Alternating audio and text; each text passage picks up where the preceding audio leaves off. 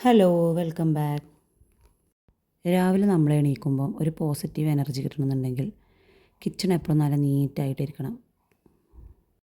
നമുക്കൊരു വാട്ടേ cooking day കണ്ടാലോ? നിങ്ങളെപ്പോഴും വാട്ടേ eating day അല്ലേ കണ്ടിട്ടുള്ളത്?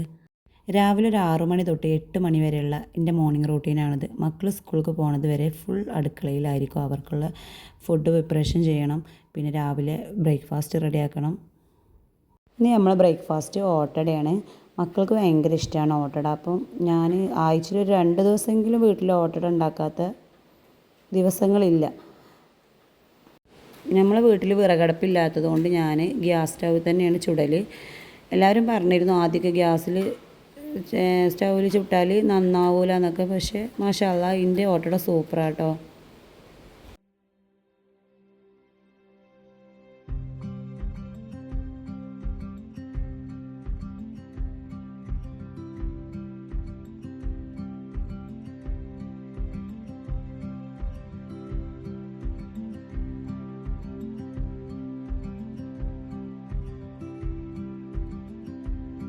എല്ലാവരും ചോദിക്കും എന്നോട് കുക്കറിൽ ചോറ് വെച്ചാൽ ശരിയാവുമോ എന്നൊക്കെ. എനിക്ക് ശരിയാവലുണ്ട്. ഞാൻ ചെയ്യൽ വെള്ളം തിളച്ചിട്ട് അതിക്ക് അരിയിട്ട് കഴിഞ്ഞിട്ട് കുക്കർ അടച്ച് വെക്കും. അടച്ച് വെച്ച ഉടനെ തന്നെ ഞാൻ പ്രഷർ അതിൽ വെക്കലില്ല. കുറച്ച് സമയം കഴിഞ്ഞിട്ട് ഞാൻ പ്രഷർ വെക്കും. എന്നിട്ട് വിസിൽ വരാൻ സമയത്ത് ഓഫാക്കും. അപ്പോൾ മാഷാ അല്ലാഹ് നല്ല ചോറ് തന്നെ ആയിരിക്കും കേട്ടോ. ഒരു കേടോ ഒന്നും വരലില്ല. എല്ലാവരും ചോദിച്ചു ഇങ്ങനെ കൊഴുപ്പ് പോലെയൊക്കെ ഉണ്ടാവലുണ്ടോ? അങ്ങനെയൊന്നും ഉണ്ടാവലില്ല. നല്ല ചോറ് തന്നെയാണ്. ഈ ചോറ് വെക്കണതിൻ്റെ ഇടയിൽ മക്കൾക്ക് സ്കൂളിലൊക്കെ കൊണ്ടാകാനുള്ള ഉപ്പേരികളും കാര്യങ്ങളൊക്കെ ഞാൻ റെഡിയാക്കുന്നുണ്ട്. ഞാൻ നിങ്ങൾക്കൊരു മീനിൻ്റെ റെസിപ്പി പറഞ്ഞുതരാം കേട്ടോ. ഇതിൻ്റെ അമ്മ വെക്കുന്ന ഒരു സ്റ്റൈലാണ്. ഉലുവ കുറച്ചിടുക. കുറേ ആൾക്കാർ മീൻ വെക്കണതിൽ കടുക് ഇടലുണ്ട്. അതിൻ്റെ ആവശ്യം ഈ മീൻ കറിക്കില്ല കേട്ടോ.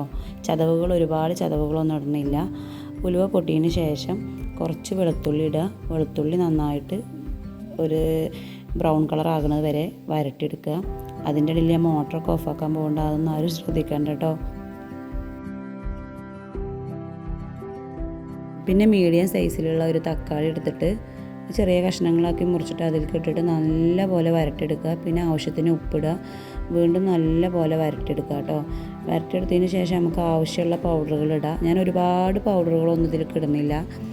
ഞാൻ മുളകും മഞ്ഞളും മാത്രമേ ഉപയോഗിക്കണുള്ളൂ. 1 ടീസ്പൂണ് കാശ്മീരി മുളക് പൊടിയും 1/2 ടീസ്പൂണ് സാധാ നോർമൽ മുളകുമാണ് ഞാൻ ഉപയോഗിക്കുന്നത്. 1/2 ടീസ്പൂണ് അരഞ്ഞിങ്ങളിൽ കുറച്ചും കൂടി ഉണ്ടാവും മഞ്ഞൾപ്പൊടി ഇട്ടിട്ട് നല്ല പോലെ വീണ്ടും ഇങ്ങനെ നന്നായിട്ട് തന്നെ വരട്ടി കൊടുക്കുക. നല്ല അലിഞ്ഞ പോലെ ആവണം. പിന്നെ കുതിർത്ത് വെച്ച പുളിവെള്ളം ഒഴിച്ചു കൊടുക്കുക.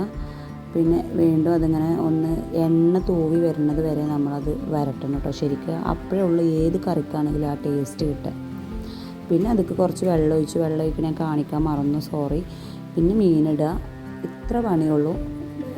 ഒരു മീൻ വെക്കാൻ ഒരുപാട് മസാലക്കൂട്ടുകളൊന്നും ആവശ്യമില്ല ശരിക്ക്. ഇങ്ങനെ നിങ്ങളൊന്ന് വെച്ച് നോക്കി, നല്ല ടേസ്റ്റാണ് കേട്ടോ.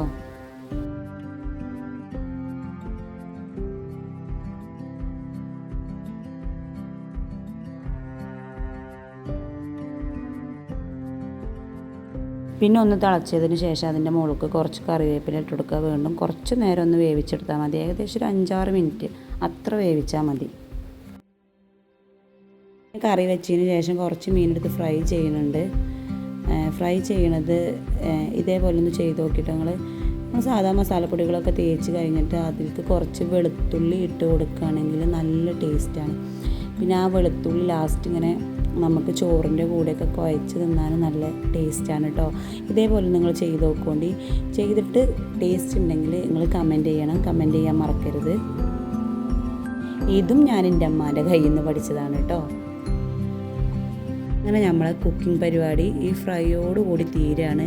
ലാസ്റ്റ് നമ്മുടെ അടുക്കളൻ്റെ അവസ്ഥ എന്താണ് നിങ്ങൾ കണ്ടുനോക്കി. എൻ്റെ വീഡിയോ കണ്ട് ഇഷ്ടപ്പെടുകയാണെങ്കിൽ എല്ലാവരും ലൈക്ക് ചെയ്യണം, ഷെയർ ചെയ്യണം, സബ്സ്ക്രൈബ് ചെയ്യണം. ഒരുപാട് കൂട്ടുകാർ സബ് ചെയ്യാതെ കാണുന്നുണ്ട്.